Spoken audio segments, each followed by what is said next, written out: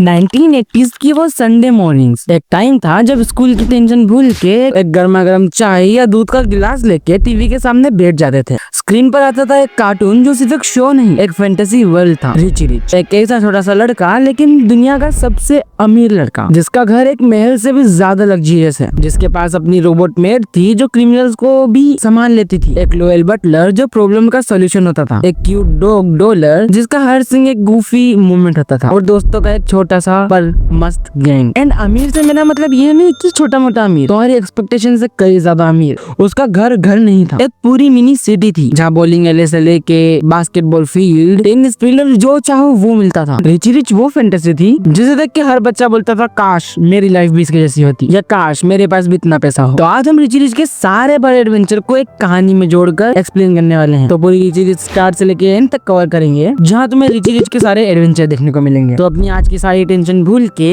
एक अच्छी सी जगह देख के बैठ जाओ और तैयार हो जाओ अपनी पुरानी नॉस्टैल्जिक राइड के लिए, और हो सके तो वीडियो एंजॉय करना।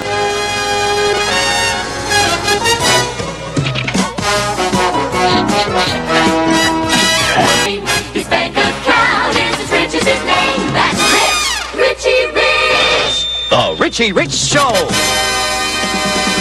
तो चलो अब तुम्हें इंट्रोड्यूस करवाते हैं रिची रिच की छोटी सी दुनिया से। रिची रिच एक स्वीट, हम्बल और बिलियनियर फैमिली का एक लौता लड़का, जितना पैसे वाला उतना ही सिंपल और ग्राउंडेड। उसके पास दुनिया की सारी दौलत है लेकिन उससे भी ज्यादा बड़ा दिल है। एंड फिर आते हैं उसके parents, mister and Mrs rich, दुनिया की सबसे बड़ी और सक्सेसफुल फैमिली। दोनों ने इतना पैसा कमाया, अंधा पैसा कमाया, और वही दौलत आज ये बेच के खा रहे हैं। अक्सर रिची के माँ बाप अपने काम में बिजी होते हैं, लेकिन रिची की अपब्रिंगिंग वैल्यूज बहुत ज्यादा अच्छी हैं। एंड फिर आते हैं इसके बटलर पे, कैडबरी, एक ब्रिटिश एक्शन वाला परफेक्ट बटलर जो हमेशा सूट बूट में रहता है, काम है, पोलाइट है, लेकिन जब जरूरत पड़े तो एक्शन मोड ऑन हो जाता है इसका। यानी एक perfect James bond type agent जिसने मिलिट्री ट्रेनिंग ले रखी है। फिर आते हैं रिची की मेड पे, आयरोना, मेटेलिक रोबोट मेड जिसके हाथ में वैक्यूम होता है, जो कब वैक्यूम से मिसाइल लॉन्चर बन जाता है पता ही नहीं चलता, और क्रिमिनल्स को पिक कर करके डस्टबिन में डाल सकती है बड़े आराम से। इसके रोबोटिक आर्म्स किसी साइफाई एक्शन मूवी से कम नहीं है। देन आता है डॉलर, रिची का एक व्हाइट डॉग जिसका चेहरा एक डॉलर साइन जैसा दिखता है, जो हर सीन में कॉमिक रिलीफ देता है, चाहे एक्सीडेंटली कूल बन जाना हो, क्लू मिल जाना हो,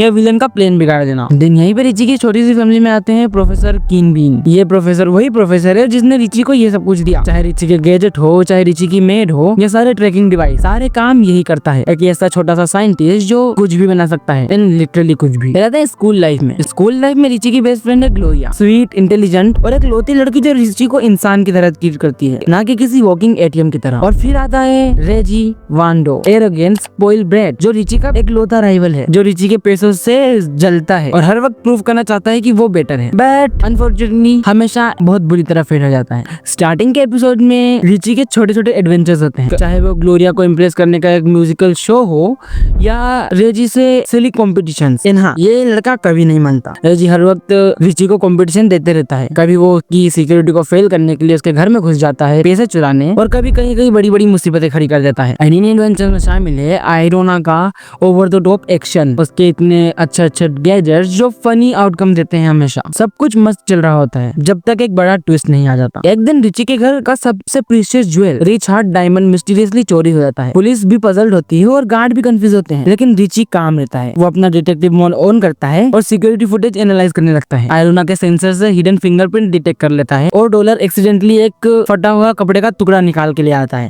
सारे क्लूज एक नाम की तरफ पॉइंट करते हैं, द कॉन्डोर। अब द कॉन्डोर कौन है? तो द कॉन्डोर है एक इंटरनेशनल ज्वेल थीफ, डिस्गाइज का मास्टर और इम्पॉसिबल हाइस्ट का किंग पिन, यानी एक ऐसा चोर जो कुछ भी कर सकता है, कहीं से भी कुछ भी चोरी करके ला सकता है, कहीं से भी कुछ भी उठा के ला सकता है। इसके लिए कुछ भी इम्पॉसिबल नहीं है। फिर रिची एक रिस्की प्लान बनाता है, अपने घर एक ग्रैंड बर्थडे पार्टी का बहाना देके कॉन्डोर को ट्रैप करना चाहता था। Yes, party. एंड पार्टी कोई छोटी मोटी पार्टी नहीं, एक रॉयल स्केल पे शैंडलियर्स, लाइव ऑर्केस्ट्रा और 100 ऑफ गेस्ट के साथ डिजाइनर आउटफिट वाली पार्टी। यानी हाँ, किसी राजा के घर होती है ना, उसी प्रकार की एक पार्टी। लेकिन वहाँ पे भी सब अनअवेयर थे कि एक इनविजिबल थीफ उनके बीच में घुसने वाला है। कॉन्डोर एक हाईटेक इनविजिबल सूट में आता है, साइलेंटली मूव करता है, लेकिन रिची ने आयरोना के अंदर एक स्पेशल स्प्रे सिस्टम सेट किया होता है जो इनविजिबल ऑब्जेक्ट को नियॉन ग्रीन कलर से कवर कर देता है। स्प्रे की एक ब्लास्ट लास्ट में कोंडोर विजिबल हो जाता है। गेस्ट शॉक में चले जाते हैं कि ये कौन है, और कैडबरी एक ड्रामेटिक लीव लेके उसे पकड़ लेता है। एंड यही मोमेंट था जो रिची को रियलाइज करवाता है कि पैसा तुम्हें सिर्फ कंफर्ट देता है, लेकिन तुम्हारा ब्रेन तुम्हें एडवेंचर्स देता है। तो कोंडोर के बाद रिची का लाइफ अब सिर्फ होमवर्क और ग्लोरिया के साथ हैंगआउट तक लिमिटेड नहीं रहता। उसका मेंशन अब एक मिनी M16 HQ बन जाता है। मैप्स, गैजेट, सीक्रेट पैसेज और एक ग्लोबल ट्रैकर जो कैडबरी सीक्रेटली मेंटेन करता है। एक दिन अपने परिवार के ओल्ड आर्काइव्स रूम में रिची को एक लेदर ब्राउन डायरी मिलती है। वो डायरी मिस्टर रिच के ग्रेट ग्रैंडफादर की होती है, यानी रिची के परदादा की, जो एक लेजेंडरी एक्सप्लोरर थे। उस डायरी में एक हैंड ड्रॉन मैप होता है जो एक मिथिकल अंडरवाटर सिटी एक्वामोनिया को दिखाता है। वहाँ की लोकेशन उन्हें पता लगती है तो एक्वामोनिया के बारे में कहा जाता है कि वहाँ एक क्राउन ऑफ टाइड्स है, एक क्रिस्टल क्राउन जो ओशंस के करंट को कंट्रोल कर सकता है। अगर ये गलत हाथों में गया तो पूरा वर्ल्ड का क्लाइमेट कोलैप्स हो सकता है। रिची डिसाइड करता है कि हीरो बनने का टाइम आ गया है, एंड फिर रिची उस क्राउन को सेफ रखने की कसम खाता है। सो एक परफेक्ट टीम बन जाती है। ग्लोरिया जो नेविगेटर होती है, कैडबरी जो मिशन का स्ट्रेटेजिस्ट होता है, आयरोना जो एक वर्किंग आर्मरी यानी कि डिफेंस सिस्टम होती है, और डॉलर एक अनइंटेंशनल केओस क्रिएटर होता है। हाँ, अगर ये टीम में नहीं होता तो ज्यादा बेटर होता। फिर ये अपनी जर्नी पे निकलते हैं रिची के custom build golden submarine Poseidon x में। एंड तुमने गेस कर ही लिया होगा कि रिची इतना अमीर है, उसकी सबमरीन भी गोल्डन प्लेट की है जिसमें ग्लास डूम लगा है ताकि वो सारे एक्सोटिक मरीन लाइफ को क्लियरली देख सके। पहले तो दिन तो बहुत स्मूथ रहते हैं, लेकिन जैसे ही एक्वामोनिया के कोऑर्डिनेट्स के पास पहुंचते हैं तो तभी वो एक राइवल ट्रेजर हंटर कैप्टन बैराकूडा से मिलते हैं, जो अपनी शार्क शेप सबमरीन से उन पे अटैक कर देता है। उस अटैक के बाद काफी ज्यादा अंडर वाटर केओस होता है और बहुत ही अच्छी एक्शन सीक्वेंस होती है, जहाँ एरोना अपने टॉर्पीडो वैक्यूम हाइब्रिड से बैराकूडा के प्रोपेलर्स को जैम कर देती है और रिची एक क्लेवर डिकोय छोड़ के उन्हें कंफ्यूज कर देता है। एक्वामोनिया फाइनली दिखने लगता है, एक glowing floral covered lost city जिसमें बायोल्यूमिनेसेंट जेलीफिश रास्ते को लाइट कर रही होती है। ट्राइब के लीडर किंग नेरियन पहले उन्हें आउटसाइडर समझ के कैप्चर करवाता है, लेकिन रिची की डिप्लोमेसी और शार्प ब्रेन के चलते सब कुछ छोड़ जाता है। उनके लिए एक स्टोलन पर्ल आर्टिफैक्ट रिटर्न करके वो उनका ट्रस्ट जीत लेते हैं। एंड फिर वहीं कैप्टन बैराकूडा वापस अटैक करता है और क्राउन चुरा लेता है। क्लाइमेटिक बैटल शुरू होती है, जहां अंडर सी वर्लपूल से बचते हुए रिची अपने सबमरीन के मैग्नेटिक ग्रेपल से बैराकूडा को पकड़ लेता है, मतलब बैराकूडा के सबमरीन को पकड़ लेता है। आयरोना वाटर प्रेशर कैनन चलाती है और ग्लोरिया एक रिस्की डाइव करके क्राउन को रिट्रीव कर लेती है। हाँ, हर शो की लड़कियां फालतू नहीं होती है, ग्लोरिया काम किया। बैराकूडा का सबमरीन कोलैप्स हो जाता है, वो ट्राइब के वॉरियर के हाथ लग जाता है एंड क्राउन वापस एक्वामोनिया के अंदर सील हो जाता है। एंड फिर रिची समझाता है कि कभी कभी ट्रेजर छोड़ देना ही सबसे बड़ी विक्ट्री होती है। अब ये सब करके वो अपने घर पहुंचे ही थे कि तभी रिची सोचता है कि सारे मिशंस में एक नाम रिपीटेडली आता है, द फेसलेस मैन। पूरे वर्ल्ड में उसकी सिर्फ एक ही ब्लरी फोटो है और उसकी आइडेंटिटी अभी तक अननोन है। रिची रियलाइज करता है कि कोंडोर, बैराकूडा और डॉक्टर नारू सारे किसी न किसी तरह से इससे कनेक्टेड है और कैसे न कैसे इसके अंदर ही काम कर रहे थे। रिची चाह के भी ये बात इग्नोर नहीं कर पाता। देन हमें फेसलेस मैन का अल्टीमेट प्लान रिवील होता है कि रिची रिच ग्लोबल होल्डिंग्स के सैटेलाइट, बैंक और ट्रांसपोर्ट सिस्टम को हाईजैक करके अपना प्राइवेट एम्पायर बनाना, और ये सब एक ऑर्बिटल एआई सैटेलाइट प्रोमीथियस के थ्रू होगा जो डायरेक्टली रिची के फॉर्च्यून से डिजिटल बैकबोन को कंट्रोल करेगा। फेसलेस मैन का बेस होता है एक एक्टिव वोल्केनिक आइलैंड जो कैमोफ्लेज है किसी टेक्नोलॉजी से और इनविजिबल है दुनिया की नजर से। फेसलेस मैन के क्लूज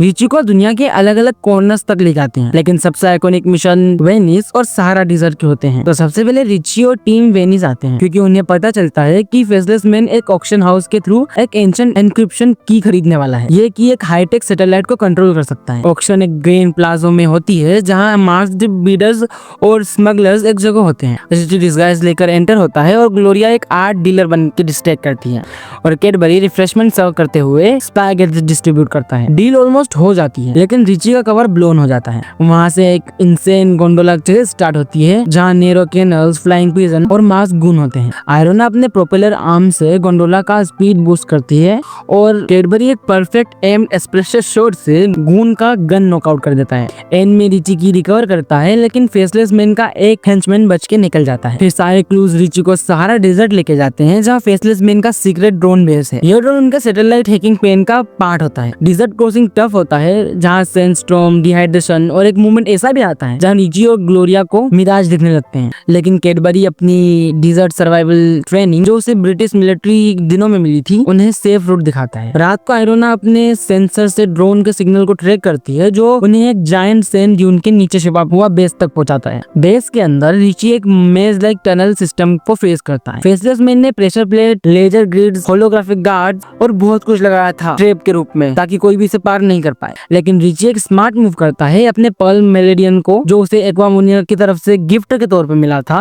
एक कंट्रोल पैनल में इंसर्ट करता है, जिससे लेजर ग्रिड डिसेबल हो जाती है और सारी ट्रिप्स बंद हो जाते हैं, क्योंकि मेलेडियन एक रेयर मिनरल का बना होता है जो सेंसर को जैम करता है। बेस डिस्ट्रॉय होने के बाद फेसलेस मैन अपना फाइनल मूव करता है, वोल्केनिक आइलैंड शोडाउन। तो रिची वोल्केनिक आइलैंड पे पहुंचता है, जहाँ पे आइलैंड पे पहुंचते ही रिची को ये पता लगता है कि फेसलेस मैन एक entire army of humanoid combat robots बना चुका है, यानी इन शॉर्ट आयरोना का अपग्रेडेड वर्जन। तो अब यहाँ से बटल शुरू होती है। आयरोना वर्सेस आर्मी एक पूरे रोबो रेसलिंग सीक्वेंस होता है, जहाँ आयरोना एक रोबोट को लिफ्ट करके लावा स्ट्रीम में फेंक देती है और काफी ज्यादा हैंड टू हैंड कॉम्बैट भी देखने को मिलता है हमें। फिर ग्लोरिया इन्फिल्ट्रेशन टीम के साथ एआई कंट्रोल रूम तक पहुंच जाती है और कोड इंजेक्ट करने की कोशिश करती है, लेकिन सैटेलाइट का काउंटडाउन स्टार्ट हो चुका होता है। रिची एक रिस्की प्लान बनाता है सैटेलाइट के कोर को ओवरलोड करके सेल्फ डिस्ट्रक्ट कर देने का। फेसलेस मैन फाइनली रिवील होता है, एक cold cybernetic half face villain. वो रिची को लालच देने की कोशिश करता है, कहता है मुझे ज्वाइन कर लो रिची, तुम्हारे पास पैसा है और मेरे पास पावर, साथ में मिलकर हम दुनिया के मालिक बन सकते हैं। तभी रिची को रियलाइज होता है कि फेसलेस मैन असल में कोई विलन या कोई साइकोपैथिक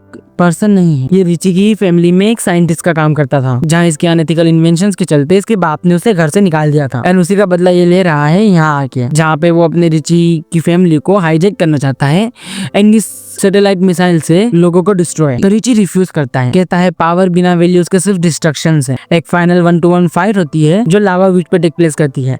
रिची अपना ग्रेपलिंग हुक का यूज करके फेसलेस मैन को पुल करता है, उसका साइबरनेटिक आर्म एआई कंसोल में जाम हो जाता है और सैटेलाइट ओवरलोड हो जाती है। पूरा आइलैंड वोल्केनिक इरप्शन के साथ कोलैप्स होता है। टीम नेरोली एस्केप करती है रिची के स्टेल्थ जेट्स के थ्रू।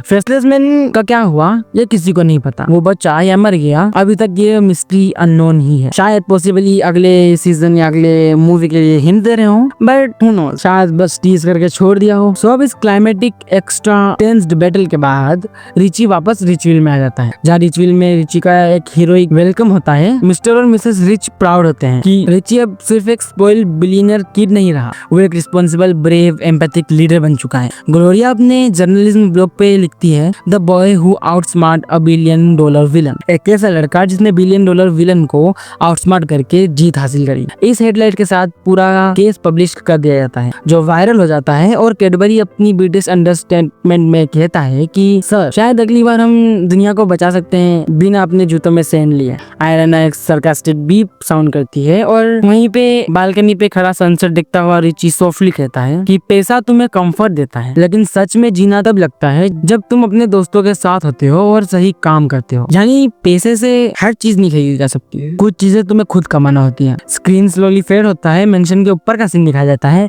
एंड बैकग्राउंड में वही क्लासिक रिच रिच थीम बजती है। तो कैसा लगा तुम्हें ये नॉस्टैल्जिक सफर? एंड यही थी रिची रिच की पूरी कहानी। एक छोटा सा बिलियनियर जिसका दिल उसकी दौलत से बड़ा है, चाहे वो कोंडोर से फाइट हो, वेनिस की कैनाल में चेज हो, या सहारा की बर्निंग ड्यूज हो, या फिर वोल्केनो आइलैंड का फाइनल शोडाउन।